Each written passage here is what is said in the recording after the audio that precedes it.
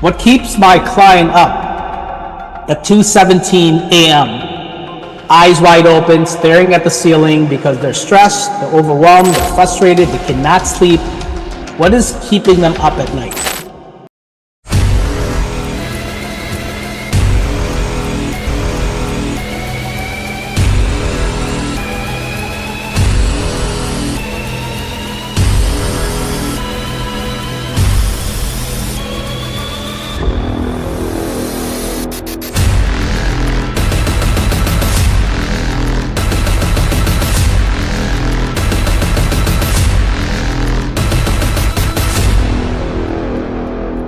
Next lesson is the perfect client. Not just the ideal client, but the perfect client, right? One of the things that is always said in the marketing world is if you market to everyone, you market to no one, which is 100% true. So that's why I talk about the perfect client. Okay.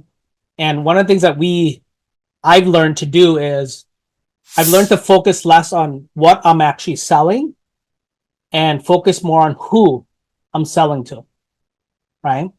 And no better story than my mentor, right, Russell. So ClickFunnels is its 11th year, and he's been an online marketer for 21, 22 years now, and he sold everything, potato guns to gaming software to all kinds of files, PDFs, all kinds of stuff. And 11 years ago, he said, okay, stop. I created stuff and then I went out to the marketplace, try to sell it, try to see who would buy that stuff.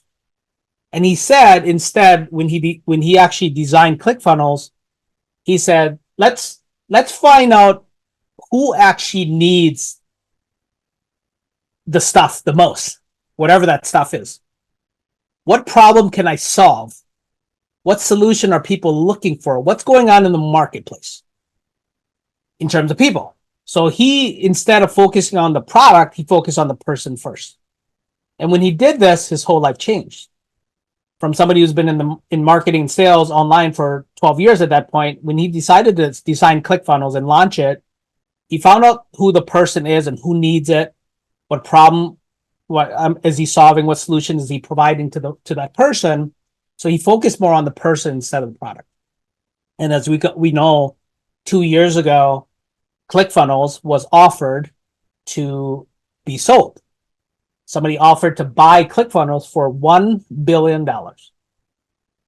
Not bad for a 10-year-old company, 9-year-old at that time, right? It's only a 9-year-old company for $1 billion. And he declined it because he felt like there's more work to be done. There's more things that could be done. And he believes that ClickFunnels is worth a lot more than that, which I believe he's right. So he focused on the person, not the product. Okay. So that's the whole point here. So in order for you to do that, there are 3 parts, very simple parts in this. The top level, the demographics, that's important, right? You got to know at least the characteristics of your perfect client, right? The basics of who they are, right? The basics of knowing who they are. Men, women, right? What age? Are they, CEOs? Are they overwhelmed entrepreneurs? Are they businesses that generate $5 million or more? Are there, people who have an expertise launching a brand new offer, or somebody who has an existing offer, right? So just the basic demographics. You got to know at least who they are. Mothers who just gave birth, insurance agents, real estate investors, real estate agents, right? Just mortgage company, like coaches, consultants, course creators, characteristics, knowing exactly who they are. But what's really vital is the next step, right? Because one of the things that you want to do is you want to focus on the people that you want to attract to your business, and they will come. And one of the best ways to focus on the people you want to attract is psychographics, right? Demographics is important. Psychographics is vital to your success because this is beyond characteristics. This is connection, okay? This is not only just knowing who they are, but understanding them and, most importantly, how they feel. This is where you can ask a very, very simple question. What keeps my client up at 2:17 a.m.? Eyes wide open, staring at the ceiling because they're stressed, they're overwhelmed, they're frustrated, they cannot sleep. What is keeping them up at night? That's psychographics. What are they thinking? Just like what I just shared there. What are they thinking? What's their model of the world? What are they saying to themselves? What's the story they tell themselves? What's the limiting beliefs? How do they feel? What decisions are they making? What actions are they taking? What results are they getting or not getting? What's really going on with them? That's psychographics, right? Because once you do that, then you know how they feel. And people, when you start communicating and sharing with them how they feel and what's going on with them, then they look at you, they're like, oh, it seems like, how does this person know me so well? Because again, people don't buy because they understand. People buy because they feel understood. Psychographics gets you really deep an understanding of your ideal clients, of who they are as well as how they feel. Then they feel understood, right? And then the third step in this is the outcomes. This is clarity, just like this first module's clarity.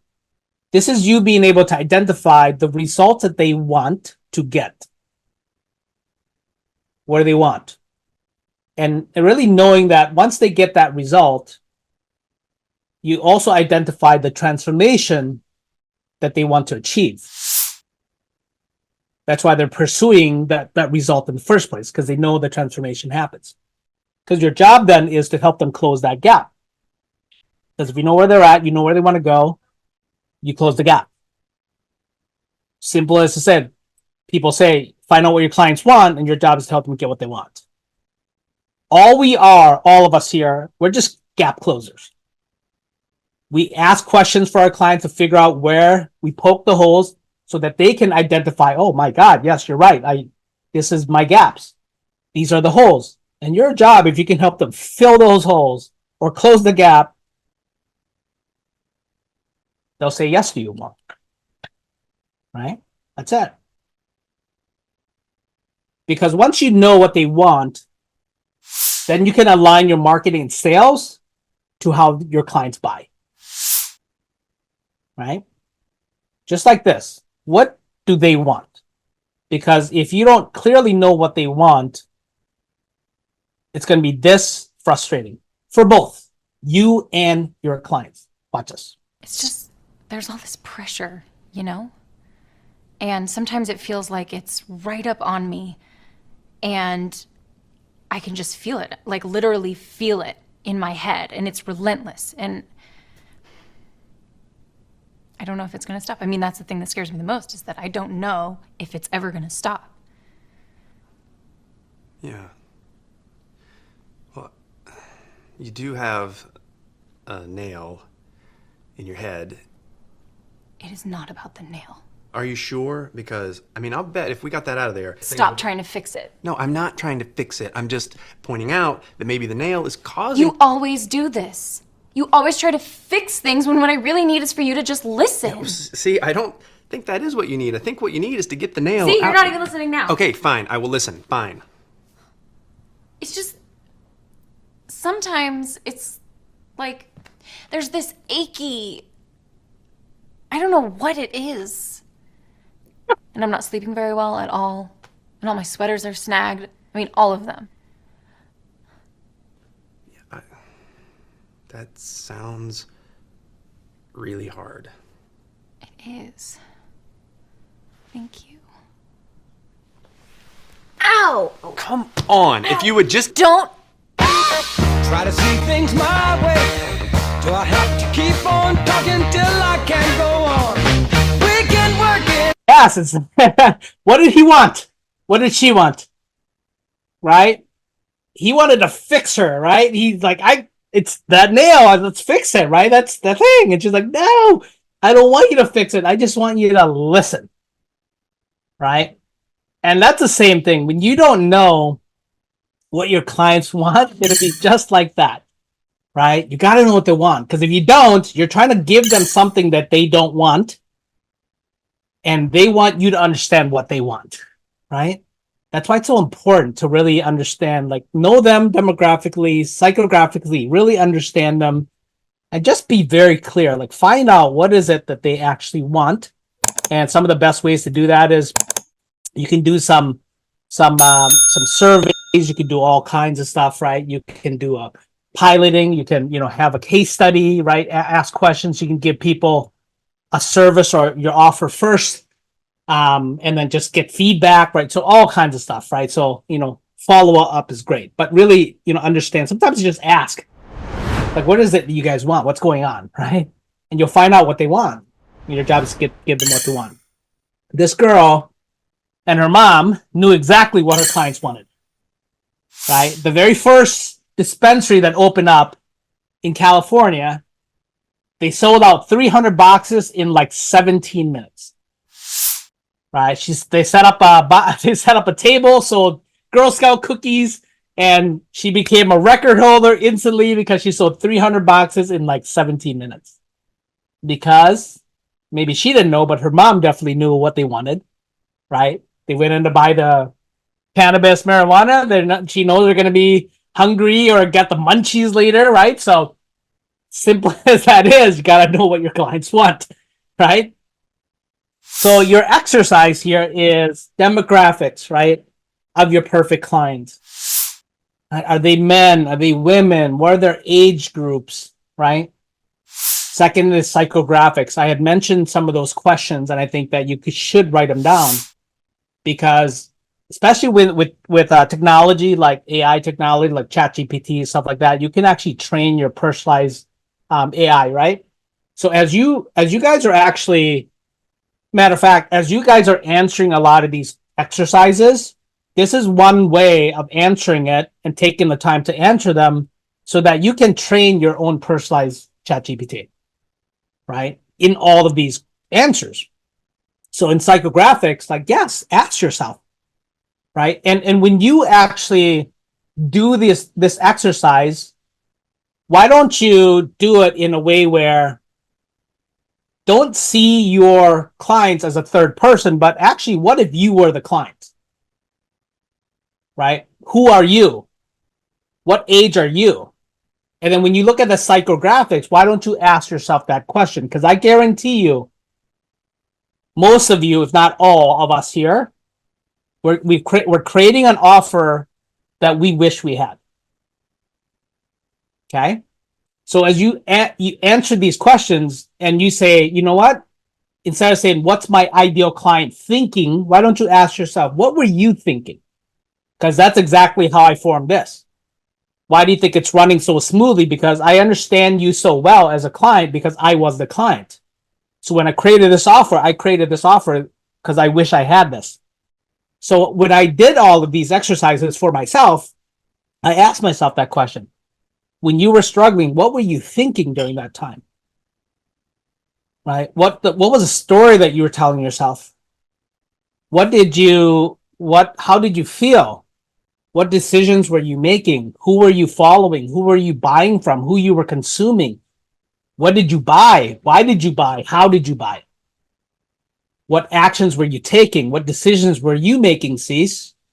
What results were you getting or not getting? What was going on with you? Most of the time, the offer that you're thinking about creating is you're creating it for yourself. Your past self. Maybe it's your past self a week ago. Maybe it's a past self 2 years ago. I have a client that's very successful. She created an offer for her past self that was 15 years ago. And as she was doing a lot of these exercises, she had to dig back what she was thinking during those times, what was going on with her. And she understood her client so well because she was her client 15 years ago. Outcomes of your perfect client. What results do they want to get? And what transformation do they want to achieve? What did you want to get? What transformation did you want to achieve? I wanted to make impact in people's lives. I wanted to create an offer that people bought. I wanted to be able to have clients all around the world. I wanted no limits in terms of where I ran my business, 100% online. That's the result I wanted. And I knew that if I got that result and I've made impact and income online, I would achieve my transformation, which is finally getting that freedom that I always wanted, that I never had as a 13-year entrepreneur at that time. So that's the exercise we want to do. Okay, demographics, psychographics, and outcomes.